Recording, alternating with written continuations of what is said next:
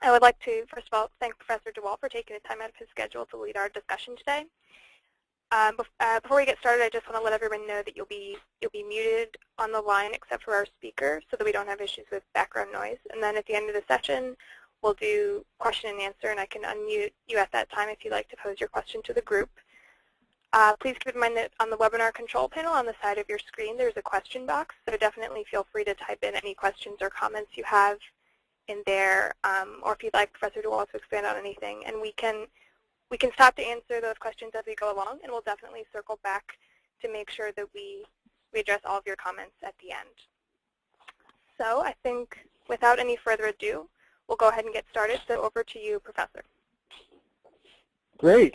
I'm excited to be here, and I want to thank Emily and the folks at Oxford for inviting me to talk to you today about some of the work that we've been doing over the years on relationships and sort of why relationships are important, but also, more importantly, sort of what happens when those relationships go awry. And so today I'm going to be talking about, a lot of times what happens when people feel left out, ostracized, or rejected. And but before I get to that, I want to ask, kind of a simple question. So what's, what are some of the inner processes that are involved when people feel rejected? And is this, when people feel rejected, is it actually painful? A lot of times people will use words that are similar to physical pain to talk about sort of the pain of rejection, but is that just a metaphor? And then finally, we're going to talk about if people have a desire to reconnect after they've been rejected and what that might look like. But before we get there, I want to have you think about something for just a moment. What's the most extreme thing that you've ever done to be accepted into a group or by another person? Now, most of you are probably time traveling. You're going back in history over maybe an early childhood event, maybe in middle school, high school, college. Maybe you just had a paper that was rejected for publication. I think we've all experienced that on multiple occasions. But we also have instances where we will do extreme things to gain acceptance. Now, I asked this very question to some of the research assistants who work in my labs and undergraduates, and I got some really funny answers. And I think what they show us is that people will go to any length to gain social acceptance. So here's the first example. So this student said, when I was getting initiated into the cheerleading team, I volunteered to be dropped off in an open field in the middle of the night and had to find my way back. They also told us there was a murderer on the loose around that area. So we have, a prospective cheerleader at a, big Research One university, very competitive to get into this team, and she was willing to be dropped off in the middle of nowhere in a dangerous area just so that she could gain a sense of acceptance and inclusion. This next example is, I think more troubling, where we have a student who said, I spent an entire year being mean to a girl that really had nothing wrong with her. I did it so my supposed friends wouldn't make fun of me instead. So here we have an example of a person who was cruel to another person simply so that they could gain the benefits of social inclusion. But my personal favorite is this one. I became friends with some girls that I thought were cool. The most popular girl invited me over to her house and told me to trim up the back of her hair. She thought the best way was to just shave her head, so she says, I'll only do it if you do. Let's do it. What do you think happened? Yep, in seconds, my hair was gone. Now, this student told me that she did this during the second semester of her senior year in high school, and it was troubling to her parents, and it actually led her father to call her the son he never had. And so we have to ask ourselves why. Why does this sort of thing happen? Well, you could argue that these are just sort of the pangs of growing up and of late adolescence, but I think a broader perspective tells us that this is an example of this powerful motivation that we have to be included, to have positive and lasting relationships. And this need to belong is something that we all have. And it's deeply rooted in our history from an evolutionary perspective, and has all sorts of implications for modern psychological processes. Now, people fulfill their need to belong in lots of different ways, whether it's sort of eyeing a potential mate, taking your partner or spouse to a secluded lake with a bright colored umbrella, or doing something to please your partner, something very unexpected. But we also all have experience with rejection, of feeling left out or ignored or ostracized. Now, this could be in a romantic context, but this could also be just a daily minor slight of someone not paying attention to us as much as we think that they should. And what I'm going to argue is that this thwarts one of the most basic needs and motivations in all of human psychology, and therefore it's going to have dramatic consequences for how we feel, how we think, and how we act. So how do you do these sorts of experiments? Well, there are lots of different ways that we can do them, and I'm going to just briefly describe some of the methods that we use. In one of them, we bring people to a lab in groups, and they get to know each other. They're all strangers. And after about 15 minutes, we put them in separate rooms. After a few minutes, we come into the room, and we tell them, write down the names of the two people that you like the most, that you want to work with on an upcoming partner task. We come back after a few minutes, and we tell them by random assignment that nobody picked you. We don't know what happened, but we can't get the groups together like we normally would, and so you're going to have to spend the rest of the time alone in this room. So all participants are debriefed at the end of the study, but for the purpose of the experiment, we want to make them feel left out, because it's only then that we can get a true sense of what that experience is like. The other half of the participants are told the opposite. They're told, what happened this time is everybody picked you. And then they're given the same supplementary feedback. Because everyone picked you, we can't get the groups together like we normally would, so everyone is, so you're going to have to spend the rest of the time alone in this room. So everyone spends the rest of the experiment alone, but only half of them are there because nobody else wants to be there with them. Another manipulation that we use involves a personality test, where we give participants accurate feedback about their personality, and then we give them bogus feedback that says, for some of the participants, that they might have a lonely future ahead of them. Another manipulation that we use involves participants trading messages back and forth with each other over video. And then we tell half of them that their partner really didn't want to work with them. So instead of a group rejection, people experience this at an individual level. Now, participants in the control condition are told that their partner can't meet with them, but it's not because of any sort of sense of being uncomfortable or feeling of exclusion. It's not a personal rejection. They just had an appointment that they forgot about.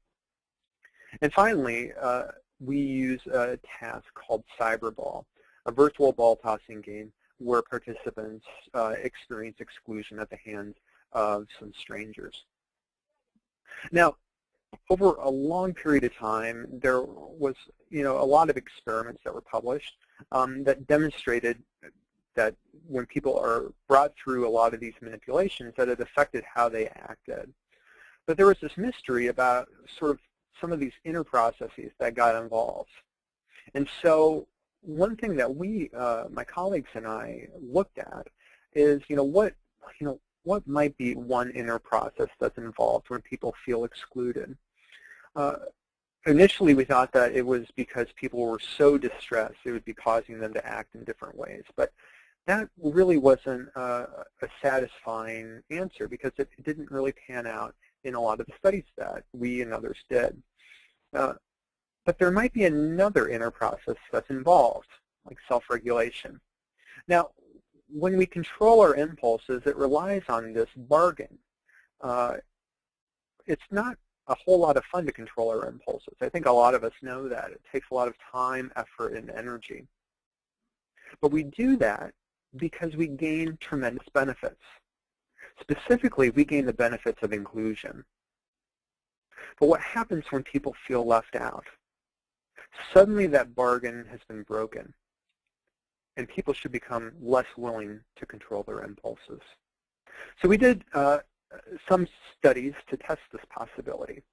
In the first study, what we did was we used that group rejection manipulation. So everyone came in, they got to know each other, we separated them, and then we told them for half the participants by random assignment, nobody wanted to work with them. The other half, we were told everybody wanted to work with them. And remember how everyone ends up in that room alone? Well, this is where we snuck in our main dependent variable, the thing that we were measuring that we thought we were most interested in. And for this, we showed participants cookies. So what we did was we came back into the room and handed the participants a bowl of tiny chocolate chip cookies, and we simply told them that we wanted to get an understanding about how these cookies tasted. We told them it was part of a future study that was going to be conducted in the lab on taste testing. And so we just said, eat as many of these as you need to get an understanding of their sweetness, their aroma, their texture, their dryness, and so on. And so what we predicted is that participants who were told nobody picked you, that they would be unwilling to control their impulses, and so they would eat more. Now, for participants who were told everybody picked you, it took them 4 cookies to understand what these cookies tasted like. So we have moderate picking out here. But it was nothing compared to the people who were rejected. They ate over twice as many of those cookies. Next, what we wanted to do was we wanted to look at this kind of in reverse. Now, we've all had an experience where we have maybe had to drink something, maybe a beverage that was good for us. It was healthy, but it didn't taste very good. So you had to sort of override your impulse not to drink it so that you could gain better health. I think a lot of us have had experiences with this with various medicines that we have to take. We wanted to replicate that in the lab, and so what we did was we brought participants through an exclusion manipulation, and then we gave them a beverage to drink. And so for this, we made Kool-Aid, orange Kool-Aid. But we didn't follow the instructions very well. Instead of putting sugar in the Kool-Aid, we put vinegar. And so we filled up 1-ounce glasses of vinegar Kool-Aid. And we simply told participants, this is vinegar drink. Vinegar is very good for you. People put it in their salads all the time. And so we want you, you can drink as many of these as you want to, and we'll pay you a nickel for every ounce that you drink.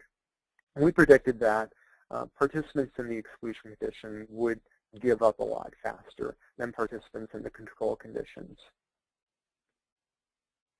So for participants in the control conditions, they didn't differ from each other, so I just collapsed them for simplicity in the figure. They drank about 8 ounces of the vinegar drink, whereas excluded people drank substantially less. So here we have some additional evidence that when people feel excluded, they're less willing to control their impulses. But how do you reduce these self-control deficits? So it's not enough to show that they happen, but how can you reduce them? Well, luckily, you can undo these deficits pretty easily. So if you offer participants an opportunity for gaining friends by doing well on self-regulation tasks, it motivates them to do better. And if you pay them, give them money or the promise of money, this also motivates people. So we have some initial understanding of an inner process that's involved when people feel excluded, self-regulation, but now we're going to talk about pain, the pain of rejection. Now, a lot of times when people talk about feeling excluded, a lot of times they use words that are related to physical pain. They say, I feel hurt, I feel crushed, I feel brokenhearted. And this isn't unique to the English language. In fact, researchers have combed through the hundreds of languages that they could find. And in every one of those languages, there was this overlap at a linguistic level between social and physical pain. At a behavioral level, you find a lot of similarity too. So when people are under physical pain, they become more aggressive. Same thing happens when they experience social pain. But what we were interested in is a biological overlap, a neurobiological overlap. And here the evidence is very similar. That instead of creating an entirely new system to respond to the pain of social rejection, evolution simply co-opted the existing system for physical pain onto social pain. Now, if this is true, then it leads to a straightforward question. If I numb you to one type of pain, will it numb you to the other type of pain? If I give you a physical pain suppressant, would that numb you to the pain of exclusion? So we looked at this in a series of studies. In the first study, what we did was we randomly assigned participants to take a placebo pill or take a painkiller, acetaminophen. And they did this twice a day for 3 weeks. At the end of the day, they reported their hurt feelings, which is the core emotional marker of social exclusion. At the beginning of the study, we didn't find any difference. And for people who took the placebo pills, they didn't change at all. But over time, participants who took acetaminophen experienced a reduction in their daily hurt feelings. Next, what we wanted to do is we wanted to see if this same effect would be shown in an fMRI scanner. And so what we did was we again randomly assigned participants to take acetaminophen or placebo pills. And then we invited them to our imaging facility. And we told them that they were going to complete a virtual ball tossing task with a couple other participants. They completed 2 rounds. The first round looked like this. So here we have the participant in the middle who just received the ball, and they could throw it back and forth to the other virtual players using button boxes. This was the inclusion condition. So they got the ball an equal number of times, but as you can see, the game isn't that exciting. So the point here is to make people feel included, but it doesn't make them overjoyed. Then they completed a second round. And this is what it looked like.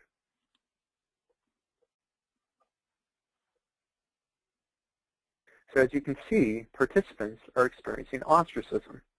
They're getting left out. During this entire time, we were recording their brain activation. And what we predicted is that participants who took acetaminophen, they would show less activation in regions of the brain that are associated with physical pain, like the dorsal anterior cingulate cortex and the anterior insula. That's precisely what we found. In both of these regions, when participants were taking the placebo pills, they showed increased activation, which again suggests that there is this overlap between social and physical pain. But it was significantly reduced among participants who took acetaminophen. Next, what we wanted to do is we wanted to see if we would observe this effect with other drugs, specifically other drugs that act through a similar mechanism as acetaminophen. Now, acetaminophen is widely available. It's one of the most popular drugs that people use to quell their physical pain. But it wasn't until recently that people really understood how the drug works. And one possibility that's been suggested is that it acts through these mechanisms, these receptors called cannabinoid 1 receptors. Now, these are the same receptors that are involved in the effect that you get from marijuana. And so what we wanted to do is we simply wanted to see if you would find a similar sort of numbing effect to the pain of exclusion among participants who smoke marijuana frequently.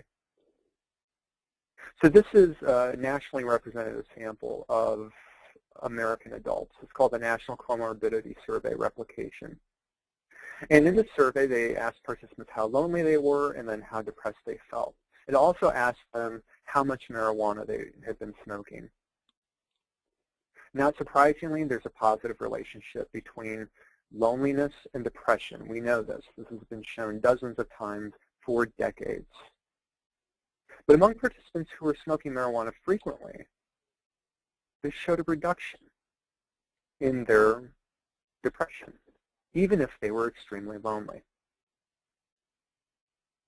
Next, what we wanted to do is we wanted to see if we could prospectively predict depression a year later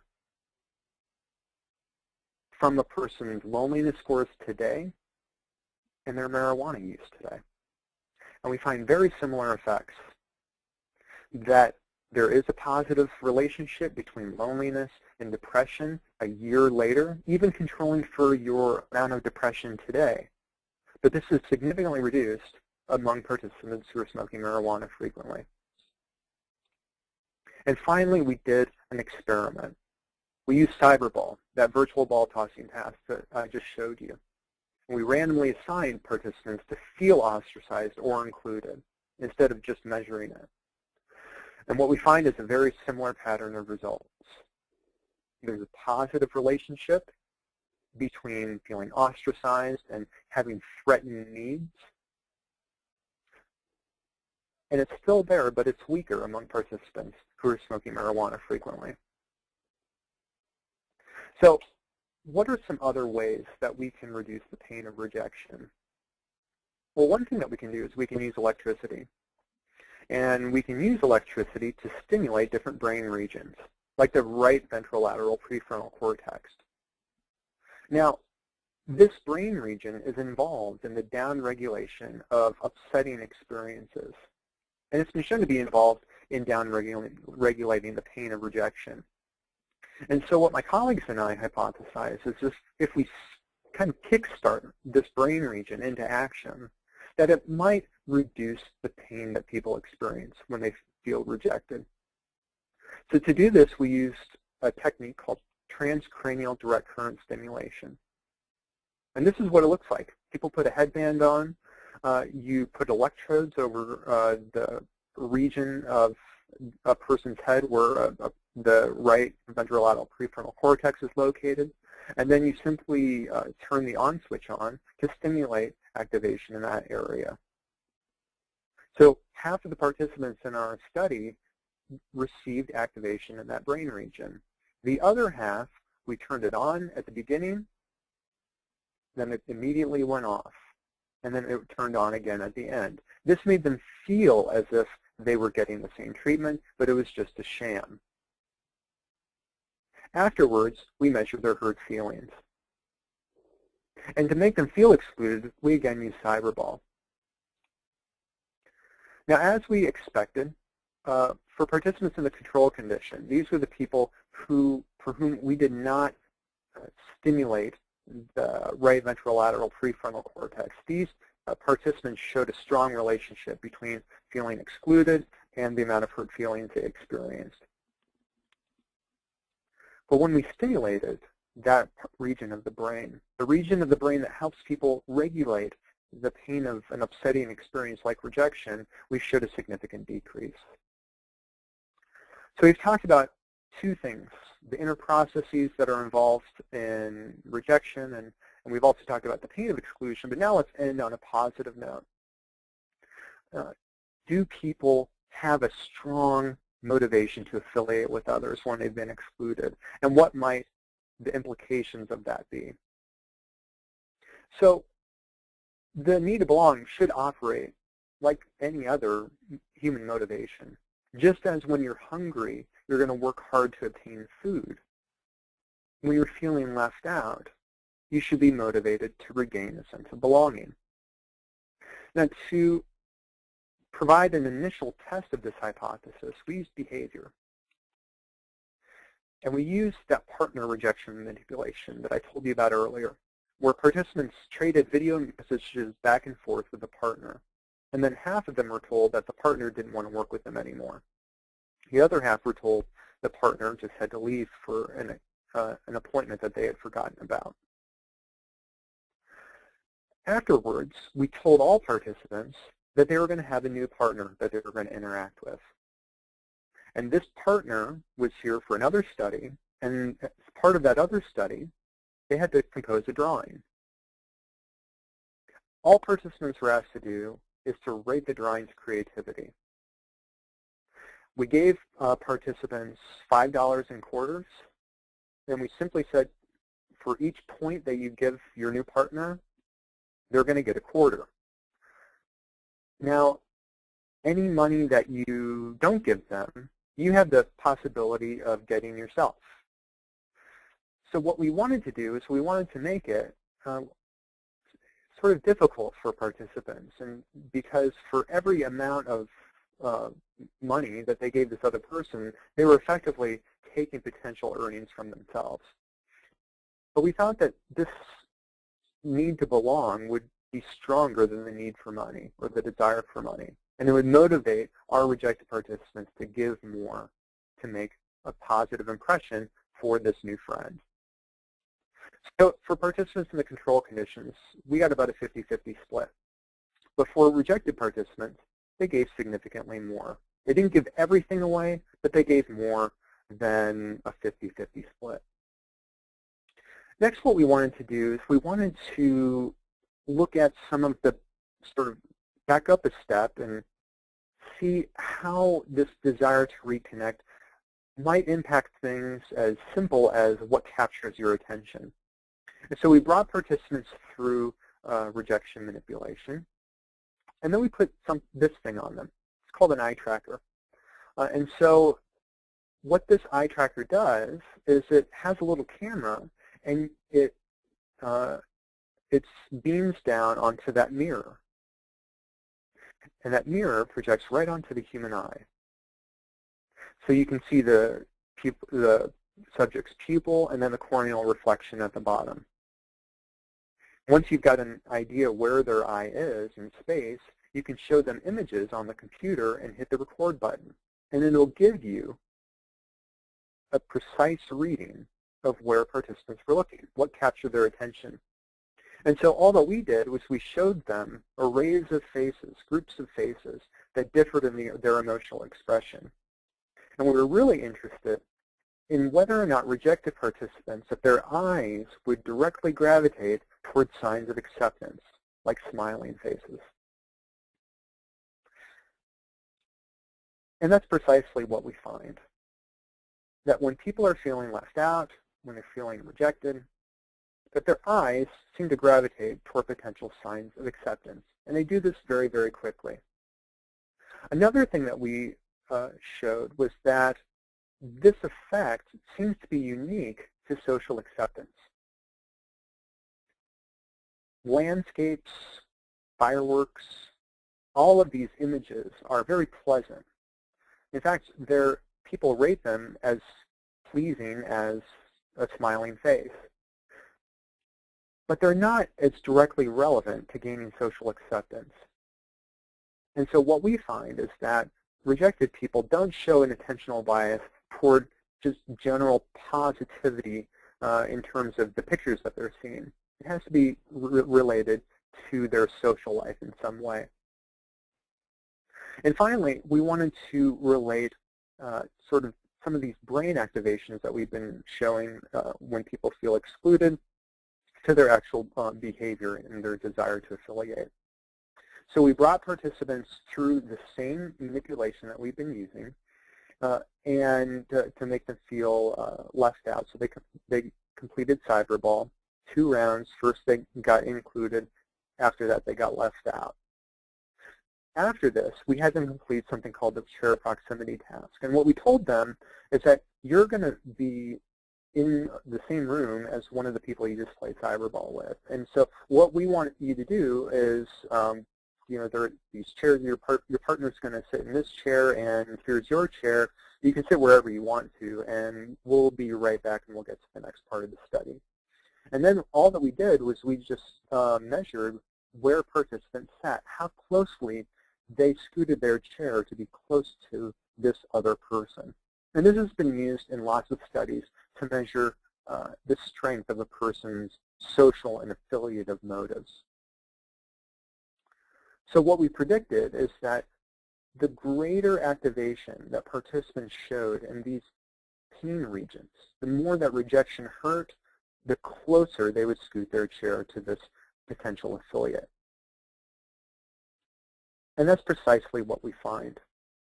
We find that the greater activation that participants are showing in the dorsal anterior cingulate cortex, the left and right anterior insula, the closer they scoot their chairs to this potential friend.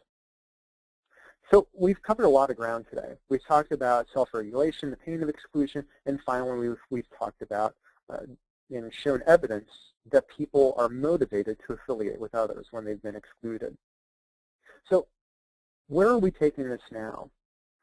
Well, one thing that we're looking at is how people feel with or cope with rejection and feelings of loneliness when they're already in relationships. And specifically, what implications might this have for intimate partner violence? Another thing that we're looking at is other, or that we'd like to look at, is sort of other painful events. So people, economists, behavioral economists, and psychologists for years have been talking about how people are averse to loss.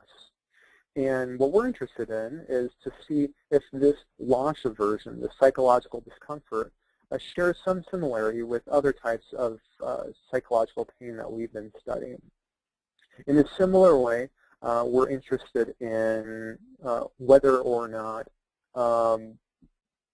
when people are using different forms of payment, if that's differentially painful, and if so, can you use a similar sort of pharmacological intervention to reduce that pain? So for example, we know from the behavioral economics literature that when you are paying for something with cash, it hurts more, and people tend to spend less money than when they have to swipe their credit card.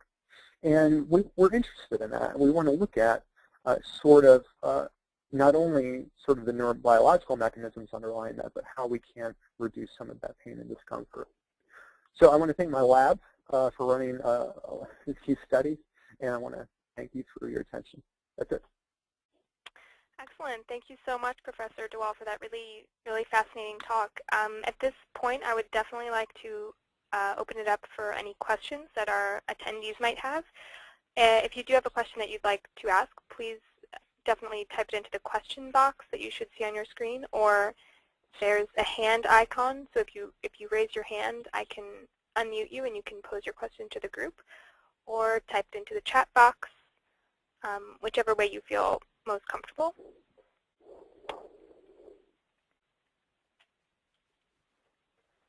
And as a reminder, we will have had this webinar recorded, so you can view it on our YouTube page. And I'll send around that link after the session is over with some more information.